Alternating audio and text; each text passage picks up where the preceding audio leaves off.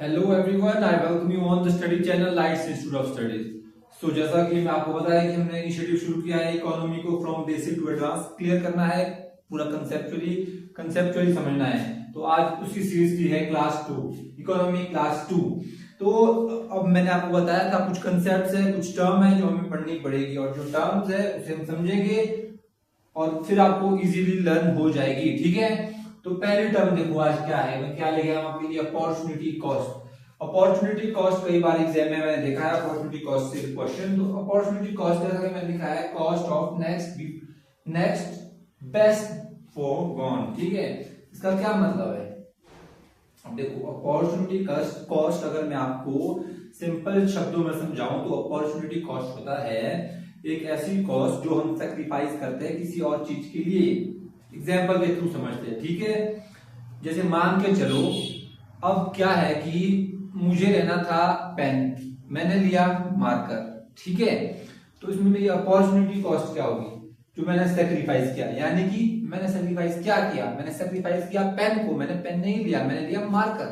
तो जो opportunity cost है दैट इज क्या हो जाएगी? वो पेन हो जाएगी। यानी कि देखो, cost of next best foregone, जो मतलब जो आपने सेक्रीफाइस कॉस्ट की, मैं मुझे लेना कुछ और था, मैंने लिया उसकी बदले कुछ और। तो ये हुई हमारी अपॉर्चुनिटी कॉस्ट। सिंपल शब्दों में बताया आपको। ठीक है, सिर्फ कंसेप्ट आपने क्लियर करने, बाकी आपकी इकोनॉमी एकदम तैयार हो जाएगी। अब देखो सेकंड क्या है हमारा? सेकंड है हमारा कुज़नेट कर्व। कुज़नेट कर्व क्या होता है? कुज़नेट कर्व के अकॉर्डिंग क्या है कि जो ये मैंने आपको थोड़ा सा यहाँ पे बनाया, देखो। ठीक है, ये बनाया है कुज़नेट कर्व। ये क्या कर्व है? ये क्या बताता है हमें? ये बताता है कि इकोनॉमी में क्या होता है कि इनइक्वालिटी होती है। ठीक है, इनइक्वालिटी इन इनकम होती है। ठीक है, जब इकोनॉमी ग्रो कर रही होती है, यहाँ ग्रो कर रही है ना, ये जब ये ग्रोइंग स्टेज में, चलो यहाँ से ग्रो लिखता हूँ यहाँ। ठीक है, अब यहां से जब इकोनॉमी ग्रो कर रही है तो क्या है?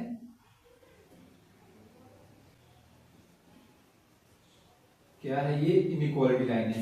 ये इनइक्वालिटी लाइन में नीचे को दिख रही होगी, आप यहाँ पे एरो बना है नीचे को। ठीक है, और ये है हमारी इकोनॉमी। ठीक है, इकोनॉमी हमारी ये दिखा रही है और ये आगे को टाइम दिखा। ठीक है, अब देखो क्या होता है कि जब हमारी इकोनॉमी ग्रो करती है, ठीक है, अब बिल्कुल देखो कहां, बिल्कुल नीचे है ना, अभी 0 से ग्रो कर रही है, तो क्या है कि हमारी जो ये इकोनॉमी देखो यहाँ जा रही है, तो ये क्या है?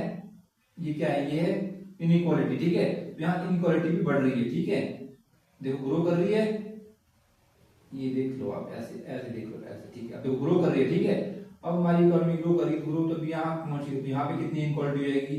यहाँ पे कितनी इनइक्वालिटी हो जाएगी? क्या है? जब इकोनॉमी ग्रो कर रही होती है तो हमारी क्या है, जो इनइक्वालिटी है इनकम में, वो भी बढ़ जाती है। ठीक है, पर जैसे ही एक पीक से जाती है, जैसे कि यहाँ पे है, जब एक पीक स्टेज आती है उसके बाद क्या है कि इकोनॉमी में इनकम जो इनक्वालिटी है वो खुद ही कम होनी शुरू हो जाती है, जैसे कि मैंने यहाँ पे आपको दिखाया है। तो ये बनता है कुज़नेट कर्व। ये कर्व हमें बताता है, इसके अकॉर्डिंग क्या है, इसके अकॉर्डिंग ये कंसेप्ट है, इकोनॉमी जब ग्रो होगी फिर इनइक्वालिटी बढ़ेगी। अब जब एक पीक पे जाएगी फिर इनइक्वालिटी क्या होगा? पीक से जैसे इकोनॉमी नीचे आनी शुरू हो जाएगी, फिर से क्या हो जाएगी? इनइक्वालिटी खुद ही हट जाएगी। ठीक है, एक पीक पे जाकर इनइक्वालिटी बढ़ेगी, उसके बाद खुद ही क्या होता है कि इनइक्वालिटी कम होना शुरू हो जाती है, किसमें? इनकम में। ठीक है, तो ये बताता है हमारा कुज़नेट कर्व। आप लोगों ने प्रॉपर नोट्स बनाने हैं, अगर आप नोट्स नहीं बनाओगे तो आप कल के लिए ये टर्म्स भूल जाओगे, और मैं नहीं चाहता कि आप टर्म्स भूलो, क्योंकि वेरी इंपॉर्टेंट टर्म्स है। ठीक है, अब आता है नेशनल इनकम। ज्यादातर जब भी आप इकोनॉमी के बारे में सुनते हो तो आपका सबसे फेवरेट सब्जेक्ट शायद यही रहता होगा, जीडीपी। जीडीपी तो आप सभी बच्चों को ज्यादातर पता ही होगा जीडीपी क्या होता है, इसलिए मैं ज्यादा डीप में भी नहीं जाऊंगा। ठीक है, पर फिर भी मैं आपको बताता हूँ, इसका जो पता है आपको पता है ग्रॉस डोमेस्टिक प्रोडक्ट होता है। ठीक है, अब ग्रॉस डोमेस्टिक प्रोडक्ट तो होता है, बट इसके अंदर होता क्या है कि जितने भी प्रोडक्शन हमारी कंट्री में हो रहे हैं, जितना भी प्रोडक्शन हमारी कंट्री में होगा वो हमारी जीडीपी में आएगा। सिंपल और आसान शब्दों में। ठीक है, जितना भी प्रोडक्शन हमारी कंट्री में होगा वो हमारी जीडीपी में आएगा, भले ही वो कोई अमेरिकन मैन कर रहा होगा, कोई यूरोपियन मैन कर रहा होगा, पर वो हमारी इंडिया में ग्रो हो रहा है, हमारे इंडिया में प्रोड्यूस हो रहा है, तो हमारे जीडीपी में आएगा, ठीक है। यानी कि ग्रॉस यानी total domestic product, gross domestic product जितना भी यहाँ प्रोड्यूस हो रहा है हमारी जीडीपी में आएगा। अच्छा, एक एक्सेप्शन ये है कि मान के चलो, देखो अब कोई इंडियन मैन जो है अमेरिका में प्रोड्यूस कर रहा है, उसकी फैक्ट्री है अमेरिका में, ठीक है, अमेरिका में प्रोड्यूस कर रहा है, तो क्या होगा, जो वो उसकी क्या नाम, जो उसकी अर्निंग है वो कहाँ पे हो जाएगी, हो जाएगी अमेरिकन जीडीपी में, ठीक है, हमारे जीडीपी में नहीं आएगी। बट यहाँ एक्सेप्शन क्या है कि कुछ ऐसी टेरिटरीज होती है, जैसे कि मान के चलो एम्बेसीज होती है, मिलिट्री कैंटोनमेंट्स होती है, कुछ मिलिट्री एरियाज होते हैं। अब डिफरेंट डिफरेंट कंट्री में मान के चलो हमारी एम्बेसी जैसे अमेरिका में है, तो जो वहां पे एम्बेसी है वहां से जो अर्निंग आएगी वो हमारी जीडीपी में आएगी, ठीक है। कुछ ऐसे प्लेसेस है, ठीक है, क्योंकि वो जो प्लेसेस है वो क्या होता है, वो हमेशा इंडियन टेरिटरी में ही इंक्लूड होते हैं। मान के चलो हमारी एम्बेसी जैसे अमेरिका में है, सभी कंट्रीज में है, तो जो जहां जहां पर भी एम्बेसी है वो that territory is the part of Indian territory, वो माना जाता है कि वो इंडिया का पार्ट है, ठीक है, सभी एम्बेसी में, तो इसलिए वो आ जाएगी हमारी जीडीपी में, ठीक है। आप लोगों ने ये देख लेना है, मैंने आपको जीडीपी बिल्कुल आसान शब्दों में बता दिया, ठीक है, ज्यादा डीप में हम नहीं जाएंगे। क्यों? क्योंकि ज्यादातर बच्चों ने जीडीपी ही पढ़ा होता है इकोनॉमी में, इकोनॉमी के नाम पे बच्चों को सिर्फ और सिर्फ जीडीपी ही पता होता है, जीडीपी के बारे में उनसे कुछ भी पूछ लो उन्हें पता हो जाता है पहले से, इसलिए मैं ज्यादा डीप में जाने नहीं जाऊंगा। अब पढ़ेंगे हम थोड़ी पोटेंशियल जीडीपी के बारे में पढ़ेंगे और डिफरेंट डिफरेंट टाइप के बारे में पढ़ेंगे आगे आगे, ठीक है। अभी क्या लिखा है मैंने, पोटेंशियल जीडीपी। पोटेंशियल जीडीपी क्या होता है, देखो आपको नाम से ही पता लग रहा है पोटेंशियल, कि पोटेंशियल क्या है हमारी जीडीपी की। अब मान के चलो हमारी पोटेंशियल, हम अभी जो एक्चुअली है, एक्चुअली हमारी जीडीपी कुछ और है, पोटेंशियली हम कुछ और हो सकते थे। अब मान के चलो, ठीक है, जैसे कि हमारी जीडीपी देखो मैंने आपको बताया है ये, ठीक है, ये है the line of potential GDP, जो मैंने डॉट डॉट लिखा है, डॉट डॉट में, ये होगी पोटेंशियल जीडीपी, ठीक है, पोटेंशियल जीडीपी, ठीक है। और जो ये वाली जो ये है एक्चुअल जीडीपी,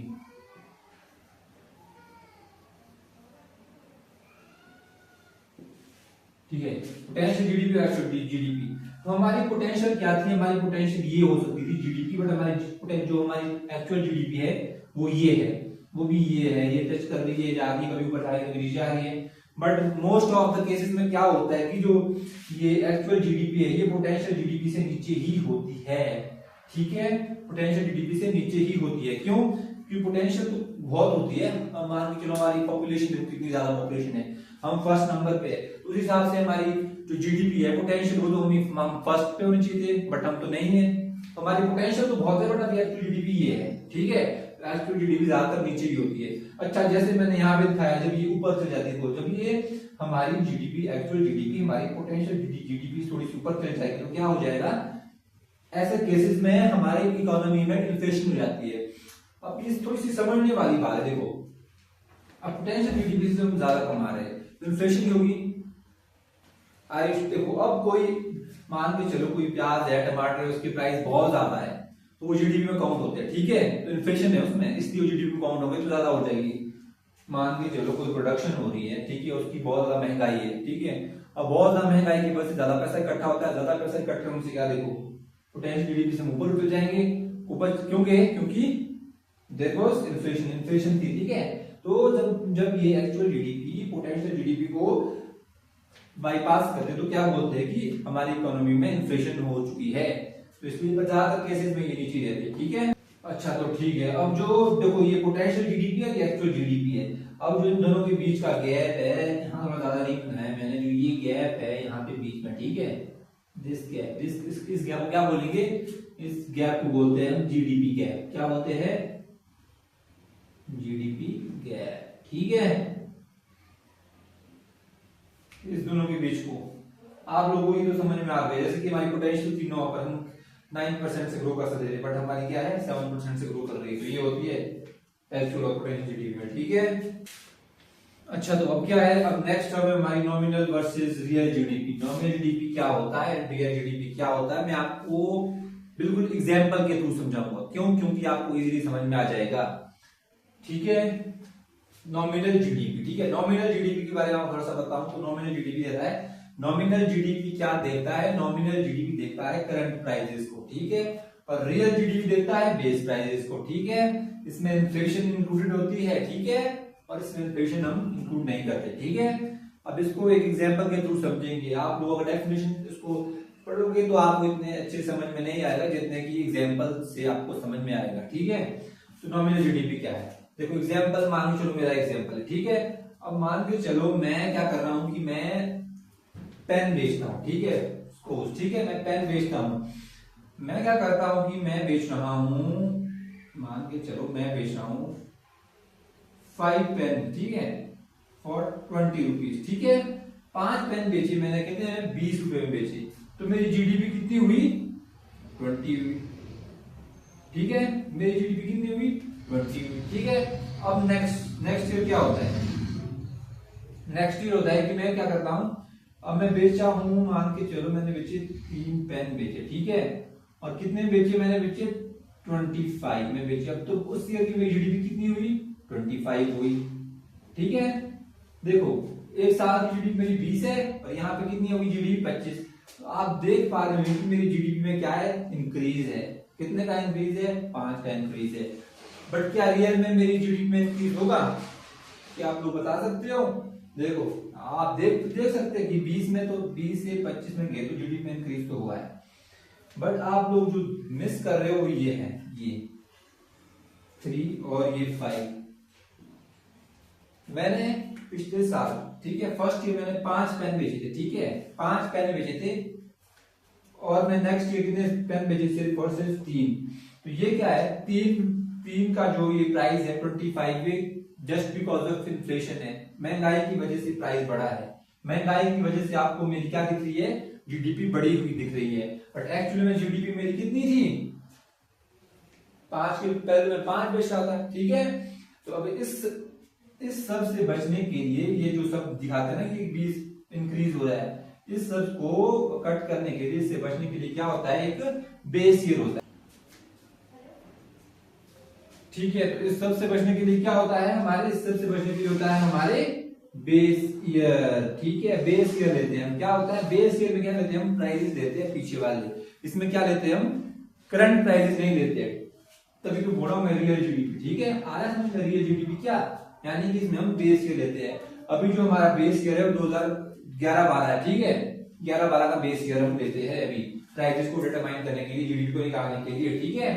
तो रियल जीडीपी में क्या रखते हैं हम, एक बेस ईयर रखते हैं। बेस ईयर के जो बेस ईयर में जो प्राइसेस थे, यानी कि जो 2011-12 में जो पेन की वैल्यू थी, वो ही वैल्यू हम यहाँ पे इंप्लीमेंट करते हैं। देखो कैसे, मान के चलो बेस ईयर में, अभी मेरे बेस ईयर में मेरे पेन की वैल्यू थी, मान के चलो बेस ईयर में मेरे एक पेन की वैल्यू थी, कितनी थी, 4 रुपए थी, ठीक है। बेस ईयर में मेरे पेन की वैल्यू कितनी थी, 4 रुपए में, ठीक है। अब बेस ईयर के अकॉर्डिंग जब हम रियल जीडीपी निकालेंगे तो क्या होगा, अब 3 into 4 कितनी हुई, 12 हुई। तो मेरी रियल जीडीपी क्या निकली, 12, और नॉमिनल जीडीपी कितनी है, 25। आप देखें ना, नॉमिनल जीडीपी कितनी निकल रही थी मेरी, अगर मैं इसको करंट, इसमें करंट प्राइस देता हूं, मैं इन्फ्लेशन इंक्लूड करता हूं, तो मेरी 25 निकल रही जीडीपी, ठीक है। बट मुझे तो लॉस ही हो रहा है, 25 तो मेरी रियल जीडीपी है ही नहीं है, क्योंकि मैंने तो कम प्राइस में बेचा है, यानी कि मैंने तो देखो तीन ही आइटम बेची है, यानी कि 3 ही चीजें बेची है, 3 पेन बेचे है ना। तो फिर क्या किया हमने, फिर लिया हमने बेस ईयर का प्राइस। बेस ईयर में मेरे पेन का प्राइस था 4 रुपए, ठीक है, रियल जीडीपी निकालनी पड़ेगी। बेस ईयर में मेरे पेन का प्राइस था 4 रुपए, तो 3 पेन बेचे, 3 into 4 12, तो मेरी रियल जीडीपी क्या हो गई यहाँ पे, ये हो गई हमारी 12। आया समझ में, कुछ आया समझ में, कुछ नहीं आया, तो ये हो जाएगी मेरी real GDP, and nominal GDP हो जाएगी मेरी ये, जो क्या है, जो इन्फ्लेशन के साथ है, करंट प्राइसेस पे है। बट हमें करंट प्राइसेस नहीं लेने होते, हमें लेनी होती है रियल जीडीपी। तो ऐसे निकलती है हमारी रियल जीडीपी। आई होप आपको ये नॉमिनल और रियल जीडीपी का कंसेप्ट कंप्लीटली आपको जो है पता लग गया होगा कि क्या है। अच्छा अब क्या है, अब है फैक्टर कॉस्ट। फैक्टर कॉस्ट क्या होता है, फैक्टर कॉस्ट बनता है 4 चीजों से मिलकर बनता है। आपको जैसे कि नाम से ही पता लग रहा होगा कि फैक्टर कॉस्ट, यानी कि किसी प्रोडक्ट को बनाने के लिए जो कॉस्ट लगती है उसको बोलते हैं हम फैक्टर कॉस्ट। अब जैसे कि क्या लगती है, मान लो कुछ प्रोड्यूस करना है तो क्या लगती है हमें, कोई फैक्ट्री स्टैब्लिश करनी है, पहले क्या लगेगा, पहले लगेगी लैंड लगेगी, ठीक है, लैंड। फिर क्या लगती है, लेबर लग जाती है, ठीक है। फिर क्या, कैपिटल लगती है, और क्या लगता है, एंटरप्रेन्योरशिप, ठीक है।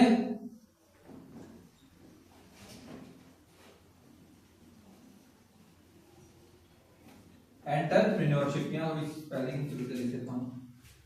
क्या लगती है, लैंड लगती है, लेबर लगती है, कैपिटल लगती है, एंटरप्रेन्योरशिप। जब इन चारों की कॉस्ट मिलती है तब हमारी फैक्टर कॉस्ट बनती है। और फैक्टर कॉस्ट के बाद जब हमें पहुंचना होता है कहां, मार्केट कॉस्ट पे। कहां पहुंचना होता है, मार्केट कॉस्ट पे। मार्केट कॉस्ट पे क्यों पहुंचना होता है, क्यों, क्योंकि हम अपने प्रोडक्ट बेचने भी तो है, सिर्फ प्रोड्यूस होना करने, बेचने भी तो है। अब जब हम अपना प्रोडक्ट को मार्केट में लॉन्च करेंगे तो हमें उसकी एक मार्केट कॉस्ट को क्या करना होता है, डिटरमाइन करना होता है। तो मार्केट कॉस्ट कैसे निकलती है, देखो सिंपल और इजी शब्दों में, ठीक है। आपको बताता हूं मैं, आप लोगों ने ये लिख ही लेना, ठीक है। मार्केट कॉस्ट कैसे निकलेगी, क्या करेंगे, फैक्टर कॉस्ट करेंगे। फैक्टर कॉस्ट क्या होती है, मैंने आपको बता दिया। तो पहले क्या करेंगे हम, फैक्टर कॉस्ट होगी, ठीक है। और क्या हो गया इसमें, अब और क्या होगा, देखो जब हम अपना प्रोडक्ट हमने तैयार कर दिया है, जब मार्केट में भेजेंगे हम तो उसमें कुछ टैक्सेस लगते हैं। आप सभी को मालूम हो कि हम हर चीज पे ही टैक्स देते हैं, तो उसपे कुछ टैक्सेस लगते हैं। हमें कहा जाना है, मार्केट कॉस्ट में। और फैक्ट्री कॉस्ट हमने जोड़ दी, यानी कि हम देखो फैक्ट्री कॉस्ट में जैसे कि मान के चलो हमने प्रोड्यूस किया, सपोज फॉर दैट हमने किया मार्कर प्रोड्यूस, इसमें हमें इंक लगी, ये प्लास्टिक लगा, कैप लगी, और लेबर लगी, लैंड लगी, रॉ मटेरियल लगा, ठीक है, कैपिटल कुछ लगी है, तो जो एंटरप्रेन्योरशिप थी वो लगी हमारी। तो जब इसकी कॉस्ट जुड़ी, लैंड का कुछ हमने किराया दिया होगा, या कुछ लैंड खरीदी होगी, या हम लैंड रेंट पे या लीज पे ली होगी, तो उसका खर्चा जुड़ेगा। लेबर यानी कि जो आपकी फैक्ट्री में काम करेंगे उसका खर्चा जुड़ेगा। कैपिटल जो आपने रॉ मटेरियल खरीदा, यानी कि जो आपने इन्वेस्टमेंट की मनी, वो हो गई। अब कुछ पर्टिकुलर चीज को बनाने के लिए अब जो एंटरप्रेन्योरशिप है हमारी, ठीक है, वो इन्वेस्टमेंट होगी सारी, तो इन्वेस्ट हो गया यानी कि, ठीक है, एंटरप्रेन्योरशिप, ठीक है। तो लैंड लेबर कैपिटल जब इकट्ठी होगी तो एक कॉस्ट बनाई हमने, ठीक है, पर पेन पे। अब मान चलो पर हमने एक मार्कर पे लगाई सभी कॉस्ट, लैंड की भी लगाई, लैंड का कुछ निकाला, लेबर का निकाला, कैपिटल एंटरप्रेन्योरशिप का निकाला, तो ये फैक्टर कॉस्ट में आ गया, ठीक है। फैक्टर कॉस्ट तो हमने कर दी। अब जब मार्केट में लॉन्च करना है तो क्या होगा, टैक्सेशन जुड़ जाती है उसमें। क्या जुड़ जाता है, टैक्सेशन, ठीक है। टैक्सेशन यानी कि जो गवर्नमेंट टैक्स लगाती है प्रोडक्ट पे, लाएगी ना, कुछ प्रोड्यूस करना है मार्केट में बेचना है तो मुझे इसके ऊपर कुछ टैक्स देना होगा, तो टैक्सेशन होगी। अच्छा, फैक्टर हो गया, टैक्सेशन हो गया, और इसमें क्या होता है, इसमें माइनस आता है, सब्सिडी होता है माइनस।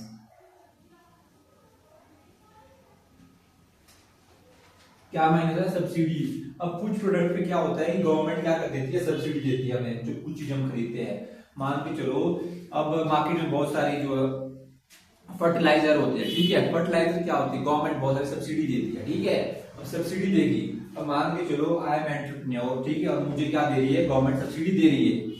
क्यों सब्सिडी क्यों दे रही है, कि मुझे अपना क्या है जो है, अपनी जो फर्टिलाइजर है, अगर मैंने फर्टिलाइजर को मैं प्रोड्यूस कर रहा हूँ, मुझे अपना फर्टिलाइजर का प्राइस कम रखना है, इसलिए मुझे गवर्नमेंट देगी सब्सिडी, ठीक है।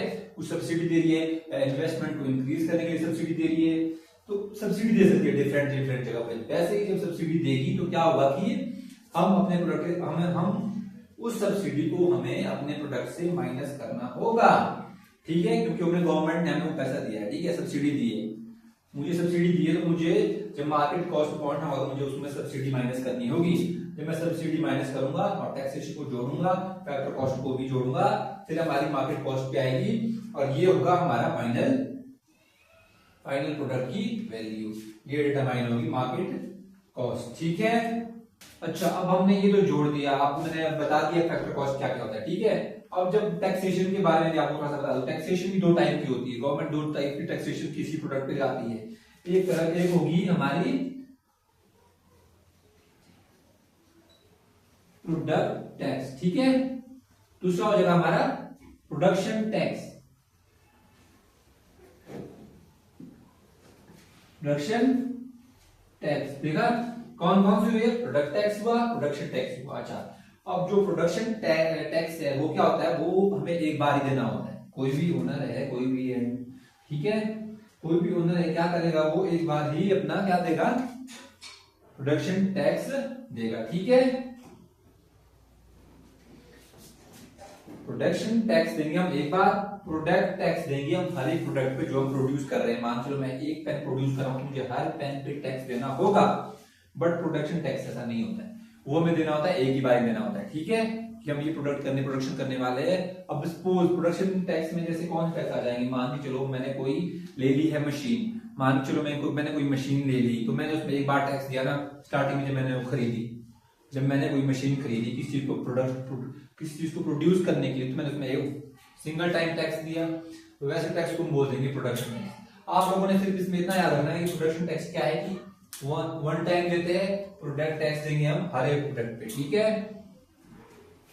सब्सिडी मैंने आपको बता दिया, टैक्सेशन मैंने आपको बता दिया, फैक्टर कॉस्ट मैंने आपको कंप्लीटली बता दिया।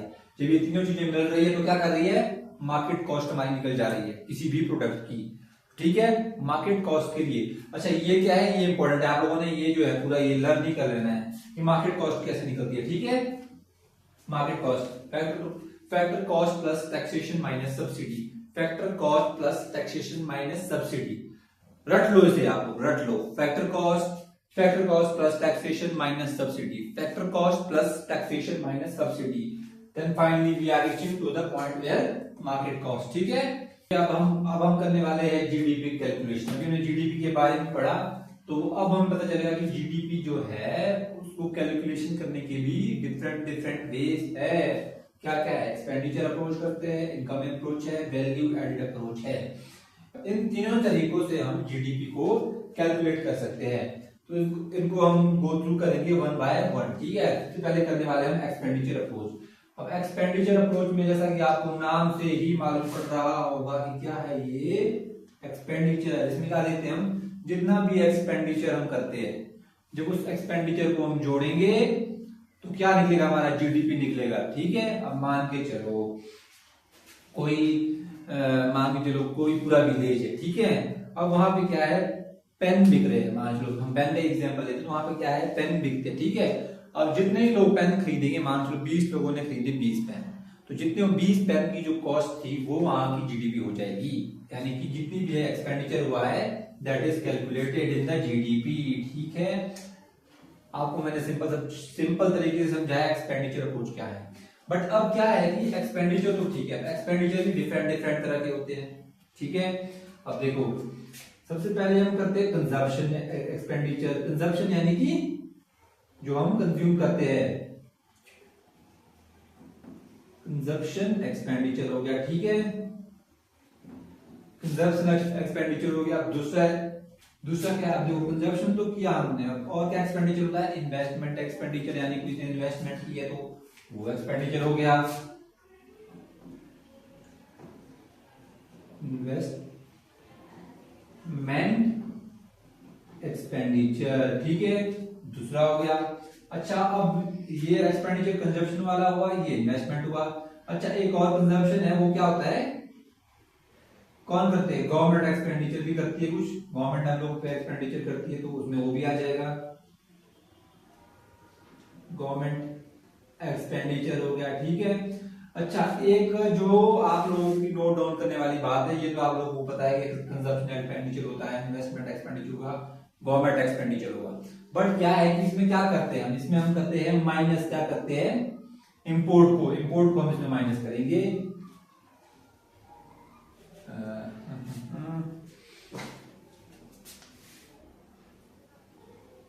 ठीक है। इंपोर्ट को करेंगे माइनस, एक्सपोर्ट करेंगे प्लस,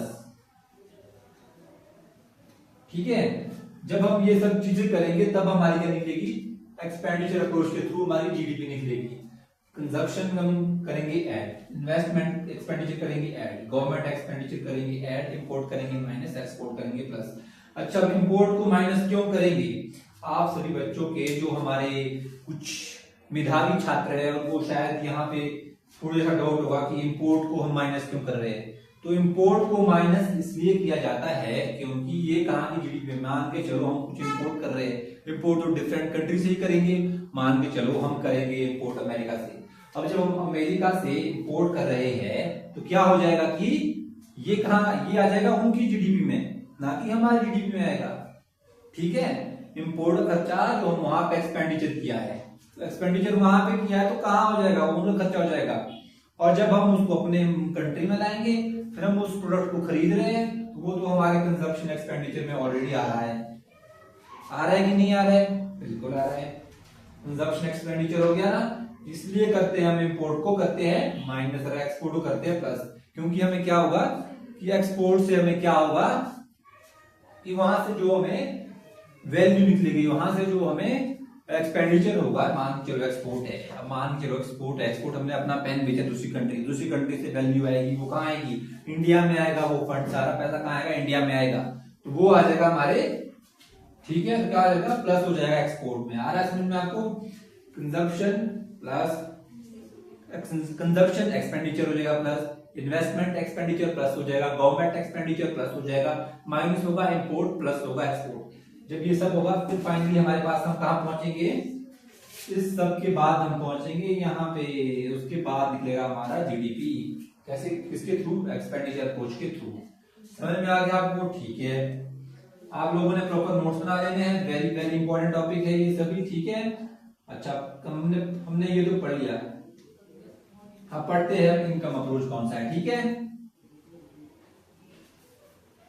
अब इनकम अप्रोच पढ़ते हैं, ठीक है। अब इनकम अप्रोच में क्या होता है? इनकम अप्रोच में सिंपल सी बात है, जितनी भी इनकम होती है, मान के चलो मैं प्रोड्यूस कर रहा हूं, मैंने कोई फैक्ट्री स्टैब्लिश की है, ठीक है, मान के चलो मैंने पेन की फैक्ट्री स्टैब्लिश की है, तो मुझे वहां पे जो भी कॉस्ट होगी, यानी कि मैंने लैंड की कोई कॉस्ट दी होगी, मैंने लेबर की कॉस्ट दी होगी, इनकम यानी कि कुछ जिसकी लैंड होगी, कि कोई तो उस लैंड का ओनर होगा, मैं उसको दे रहा हूं पैसा, तो ये उसकी इनकम होगी, ठीक है, लैंड ओनर की इनकम, ठीक है। लेबर की इनकम होगी, रॉ मटेरियल हो गया, रॉ मटेरियल हो गया, मतलब हर तरह की जो इनकम है, जितने भी इनकम है, मान के चलो कोई भी इनकम है, आप अपने आस पड़ोस में जितने भी वर्कर देख रहे हैं उनकी इनकम जब इकट्ठी करेंगे तो क्या निकलेगा हमारे पास, तब निकलेगी इनकम अप्रोच के थ्रू जीडीपी। कैसे निकलेगी? इनकम अप्रोच के थ्रू जीडीपी, ठीक है। बहुत इजी है ये तो, कि इनकम अप्रोच की जीडीपी, इनकम अप्रोच के थ्रू जीडीपी कैसे निकलती है, इसमें सभी की इनकम ऐड कर दी जाती है और जीडीपी निकल जाती है, वेरी इजी। अब चलते हैं नेक्स्ट पे, नेक्स्ट क्या है हमारा, ठीक है। अब देखो नेक्स्ट क्या है, वैल्यू एडेड अप्रोच, इसको ग्रॉस वैल्यू एडेड अप्रोच भी बोलते हैं, GVA, gross value added approach, ठीक है। ये अप्रोच भी इसको बोल देते हैं कई बार, ठीक है, एग्जाम में आ जाता है ग्रॉस वैल्यू एडेड लिख के कई बार, फिर कंफ्यूज नहीं होना है, ठीक है। तो क्या है वैल्यू एडेड अप्रोच में? अच्छा, इसमें क्या होता है ना, इसमें वैल्यू जो एडिट होती है वो जोड़ी जाती है। एग्जाम्पल के थ्रू समझेंगे, क्योंकि एग्जाम्पल के थ्रू इकोनॉमी अच्छे समझ में आती है। देखो, अब मान के चलो कुछ, मैंने कोई फार्मर है, ठीक है, कोई फार्मर है, उसने क्या किया, उसने उगाया गेहूं, ठीक है, वीट उगाया, ठीक है, गेहूं उगाया, ठीक है। अब जब उसने गेहूं उगाया तो उसने गेहूं को पहले लाया हो कहीं से, उसने सीड जो है, ग्रेन जो है कहीं से लाए होंगे, उसने वहां पे कुछ, मान के चलो उसने वहां पे की होगी हमारी, उसने 100 रुपीज वहां पे पुट किया, फिर वहां से क्या लाए, ग्रेन्स लाए, ठीक है। तो उसने गेहूं लाया वहां से, ठीक है, अब गेहूं लाए, फिर वो उगाए, उगाने के लिए उसने कुछ कॉस्ट उसमें डाली होगी, ठीक है। अब उसको जब ग्रो किया उन्होंने, ठीक है, फिर वहां पे उन्होंने 100 ऐड किया उसमें, ठीक है। अब ग्रो कर दिया, अब कुछ काटने के लिए कुछ लेबर कॉस्ट लगी होगी, वो सब कुछ, ठीक है, चलो उसमें 100 में हमने कर लिया, ठीक है, ग्रो का पूरा में 100 कर लिया। अब ठीक है, अब गेहूं का जब गेहूं ग्रो हो चुका है, क्या किया, उसका आटा बनाया, ठीक है। अब आटा बनाते चलो अब आटा बनाया, अब आटा बनाया तो क्या हुआ, आटा बनाने के लिए भी कुछ करना पड़ेगा, कुछ चक्की को देना पड़ेगा, कुछ जहां पे आप अपने गेहूं पिसवा रहे हो कुछ उसे देना पड़ेगा, कुछ मनी देना पड़ेगा, कुछ देना पड़ेगा, कुछ वैल्यू एडेड होगी, यानी चलो यहाँ भी कुछ वैल्यू एडेड होगी। मानते हो यहाँ भी 100 रुपए वैल्यू एडेड हुई, आटा बनाने के लिए 100 रुपए वैल्यू और ऐड करनी पड़ी, तब उसका आटा बन पाया। अच्छा आटा बनाया, अब क्या हुआ कि आटे का मान जो बिस्किट बनाना है, ठीक है, अब बिस्किट बनाने के लिए क्या होगा,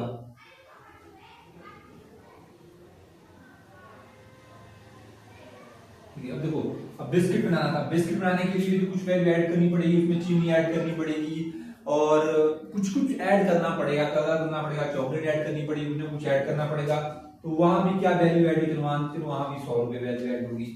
देखो अब यहाँ पे 100 रुपए वैल्यू ऐड हुई, यहाँ पे 100 होगी, यहाँ पे 100 होगी, यहाँ पे 100 होगी, फिर जाके आपका फाइनल प्रोडक्ट बनता है बिस्कुट और फिर बिकता है वो, ठीक है। तो फिर मान के चलो देखो 400, तो ये निकली जीडीपी, ये निकली 400 जीडीपी। कैसे निकली, वैल्यू जब एडेड हुई, यहाँ कुछ वैल्यू ऐड हुई 100 रुपए की, फिर यहाँ वैल्यू ऐड हुई, फिर यहाँ वैल्यू ऐड हुई, यहाँ वैल्यू ऐड हुई, फिर जाके फाइनल जीडीपी निकली। निकली कि नहीं निकली, 400 निकली। कैसे निकली, वैल्यू एडेड करके, यानी कि वैल्यू एडेड, यानी वैल्यू एडेड अप्रोच के through, gross value added approach के थ्रू क्या निकली, फाइनल जीडीपी निकली। तो 3 वेज मैंने बताया आपको जीडीपी कैलकुलेशन के, ठीक है। कौन कौन से, expenditure approach, income approach, value added approach, ठीक है। और मैंने आपको पूरी डिटेल में बताया, इसके नोट्स प्लीज आप लोगों ने नोट्स बना लेने। तो आज हमने पढ़ा इकोनॉमी की कुछ कंसेप्ट क्लियर करे, जैसे कि सेक्टर ऑफ इकोनॉमी हमने क्लियर करा, तो कुछ एक जो इम्पोर्टेंट फैक्ट थे अभी हमने किए, और ऐसे ही अगली क्लास आएगी जिसमें हम बिल्कुल क्लास वाइज पूरा क्लियर करते चलेंगे। तो आज के लिए सिर्फ इतना ही, और नेक्स्ट वीडियो मिलते हैं आपसे और अच्छी कंसेप्ट के साथ इकोनॉमी के, ठीक है। आई होप आपको वीडियो अच्छी लगी होगी, and don't forget to subscribe us and like us. Thank you.